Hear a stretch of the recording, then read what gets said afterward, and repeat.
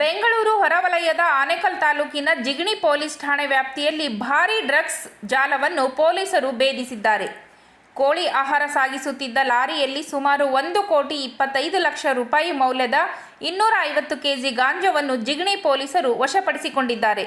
ಖಚಿತ ಮಾಹಿತಿ ಮೇರೆಗೆ ಇನ್ಸ್ಪೆಕ್ಟರ್ ಮಂಜುನಾಥ್ ನೇತೃತ್ವದ ತಂಡ ಕಾರ್ಯಾಚರಣೆ ನಡೆಸಿದ್ದು, ಛತ್ತೀಸ್ಗಢದಿಂದ ತಮಿಳುನಾಡಿನ ನಾಮಕ್ಕಲ್ಗೆ ಸಾಗುತ್ತಿದ್ದ ಲಾರಿಯಲ್ಲಿ ಗಾಂಜಾವನ್ನು ಅಡಗಿಸಿ ಸಾಗಿಸಲಾಗುತ್ತಿತ್ತು ಎನ್ನಲಾಗಿದೆ.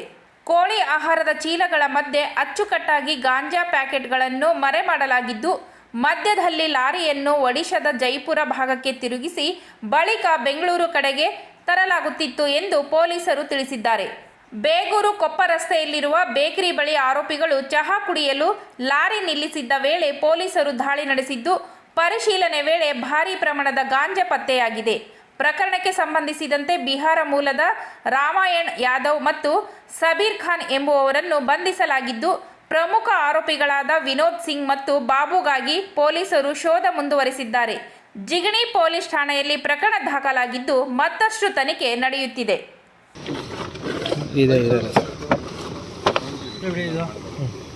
ಸಾಹೇಬ್ರಿಗೆ ಲಾನ್ ಮಾಡಿಸ್ಕೊಳ್ಳಿ. ಸಾಲ್ ಮಾಡಿ ಕ್ಲೋಸ್ ಮಾಡ್ಬಿಟ್ರೆ ನೀವು ಯಾಕೆ ಕ್ಲೋಸ್ ಮಾಡಿ ಹಂಗೆ ಕೊಡಿ. ಎರಡು ಮಾಡ್ಕೊಡಿ. ಬಟ್